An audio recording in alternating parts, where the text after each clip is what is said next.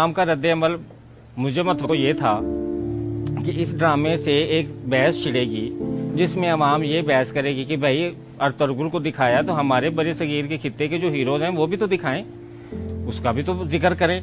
लेकिन वो कहानियां तब बताएं जब मुल्क से मोहब्बत हो। ये कहानी मुल्क से मोहब्बत की है और इस मुल्क में कौन मुल्क से मोहब्बत करता है मुझे बता दें। किसका ख्वाब, किसकी ख्वाहिश है पाकिस्तान में रहने की?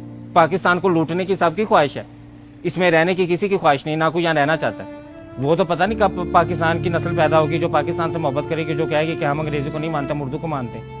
वो जो कहेगी कि हम हैरी पॉटर को नहीं मानते, हम तो राजा रसालू के किस्से सुनाते हैं। वो जो आके अंग्रेज जब हैरी पॉटर लेके आएगा तो हम राजा रसालू रखेंगे कि इधर आओ मैं उसके किस्से तुम्हें सुनाती हूँ। जब अंग्रेज आके अपने हीरोज दिखाएगा तो तब हम दिखाएंगे कि राव नवाज खरल ने, पीर पगारा ने कैसे तुम्हारे खिलाफ तहरीक की और कैसे तुम लोगों ने सरेआम फांसी भी दी तो वो डरे नहीं, वो आगे झुके नहीं।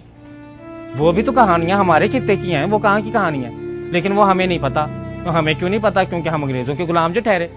हम तो इस इंतजार में कि कब हमें कोई मौका मिले, कोई चीज इंपोर्ट करने का, नहीं मिलता तो खुद तो एक्सपोर्ट होने का मिले ना। या बाप माँ की चूड़ियां सोने की बेच जाऊं या बाप की जमीन बेच जाऊं अंग्रेजों की तलवे चाटने के लिए, वहां उनके बर्तन जूठे साफ करने के लिए, और वहां उनकी मैं वो लेट्रीने साफ करूं और साफ करके वो जो पैसा हो वो मैं आके तो घर मुजरा करवाऊं और मुजरा पाकिस्तान में आके मुजरे पड़ाऊं कि देखो मैं अंग्रेज की गुलामी करके आया, देखो मेरी शानो शौकत।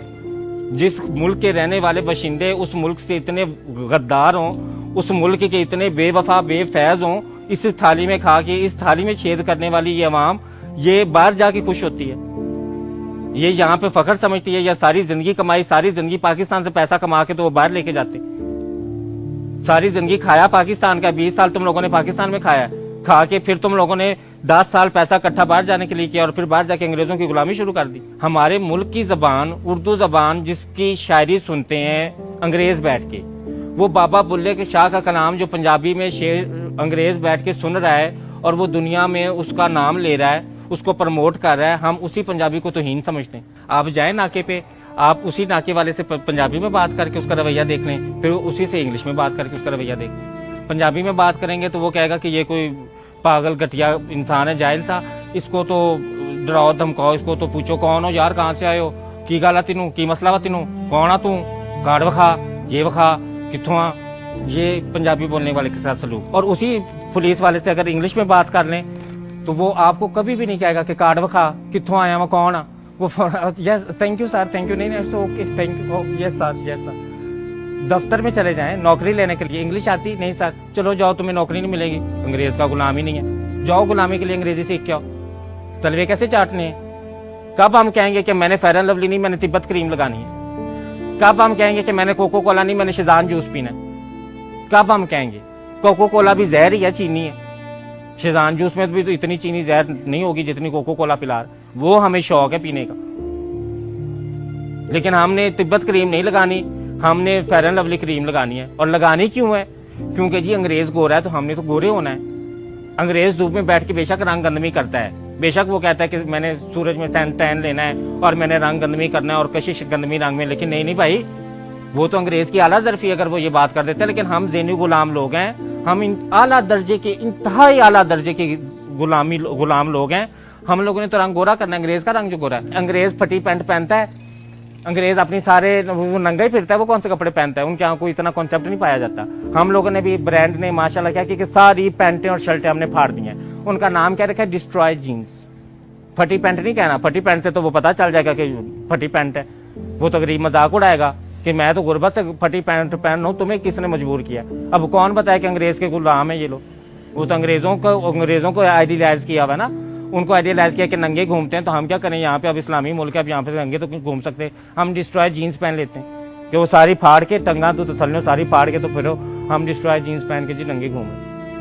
हमारे पास एक कल्चर था, हमारी शलवार कमीज थी, हमारे सिंध में कितना प्यारा लिबास है, हमारे पठानों का कितना खूबसूरत कल्चर है, हमारे सूबों में जाए कितना प्यारा कल्चर है।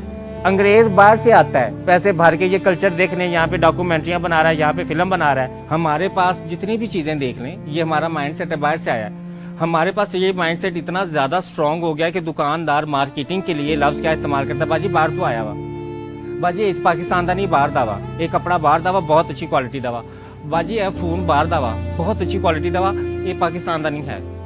हम अपनी आवाम रोज हम लोग ये सुनते हैं अपने कानों से कि ये पाकिस्तान का नहीं है। हम सवाल नहीं करते, हमें शर्मिंदगी तो है ही नहीं ना। वो गालिब ने कहा था कहा भी किस मुंह से जाओगे गालिब, शर्म तुमको मगर नहीं आती। हमें तो शर्म आती नहीं है। पहले तो एक ट्रेंड ये होता था कि हमने अगर किसी को शो मारनी होती थी ना तो हम कहते थे इम्पोर्टेड है, लोकल पाकिस्तान की नहीं, इम्पोर्टेड है। पहले हम ये लफ्ज इस्तेमाल करते हैं ना, हर चीज इम्पोर्टेड। अब क्या हम करते हैं, अब जो जदीद दौर हवस, जब मजीद हमारी गुलामी की जो हवस बढ़ गई तो हम लोग मियाँ बीवी भी इम्पोर्ट करने लग पड़े।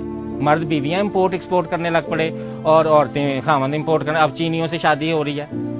अब खामन जो है यहाँ पे अच्छी खासी नेक लड़की 26 साल की होगी तो उससे मर्द यहाँ का शादी नहीं करेगा, गुलाम। ऐसा गुलाम जेन का बंदा है। यहाँ वो लड़की कवारी बेचारी मर जाएगी, वो बूढ़ी हो जाएगी। अंग्रेज बूढ़ी औरत हो, बेशक वो 40 साल की भी हो, तो उससे जाके शादी कर लेगा। क्यों नहीं हम अपनी तारीख सिखाते? क्यों नहीं हम दुनिया में उनको बताते? हमारे पास बड़ा रिच कल्चर है, हमारे पास बहुत सारी तहजीबें सकाफतें इस खित्ते में रह के गई हैं। मोंजोदाड़ो को देखें, मोंजोदाड़ो से पीछे चले जाएं, कौन कौन सी तरीके सकाफतें यहाँ पे गुजरी हैं, कितनी जदीद सिविलाइजेशन, जदीद तहजीबें भी यहाँ पे गुजरी हैं। और यहाँ के हीरोज का नाम आप लोगों को तो पता ही नहीं होगा, अल्लाह खैर करे। हीरोज का नाम हमें कहाँ से पता होगा? हमें कोई ना पढ़ाया, ना हमें किसी ने बताया। हमें शुरू से बताया कि बेटा अंग्रेज के तुम गुलाम हो, अंग्रेज की दी हुई हर चीज को तुमने पसंद करना है। बड़े सगीर की तारीफ पढ़े, फिर कोई ड्रामा ऐसा बनाए, ऐसा अजीम पैसा लगा के ऐसा प्यारा ड्रामा बनाए। वो गुजरा वे वाली फिल्में छोड़ के ना, वो जो हमने फिल्में बनाई हैं, असील गुज्जर तो राजपूत गुज्जर तो राणा गुज्जर, वो अब फिल्में छोड़ के तो अब हम आगे थोड़ा सा, मैं पंजाब नहीं जाऊंगी तो मैं लाहौर नहीं जाऊंगी, तो लाहौर से कराची नहीं जाऊंगी, अब ये फिल्में आ रही हैं। तो इन फिल्मों से निकल आए, कोई लोगों को शौर दे दें, कोई तालीम दे दें, कोई लोगों को हिस्ट्री पढ़ा दे, कोई तारीख पढ़ाए अपने बच्चों को, ताकि वो अपने मुल्क से मोहब्बत करें। हम अपने मुल्क से मोहब्बत हमारी नौजवान आगे नस्ल क्यों नहीं कर रही? क्योंकि हमने उन्हें इम्पोर्टेड वाला कॉन्सेप्ट जो दिया हुआ। शुक्र हमने ये नहीं कह दिया कि बेटा तुम भी इम्पोर्टेड हो, ताकि वो अपने आप को और ज्यादा वो आला अरफा समझे कि हम इम्पोर्टेड बच्चे हैं, हम पाकिस्तान में पैदा नहीं हुए।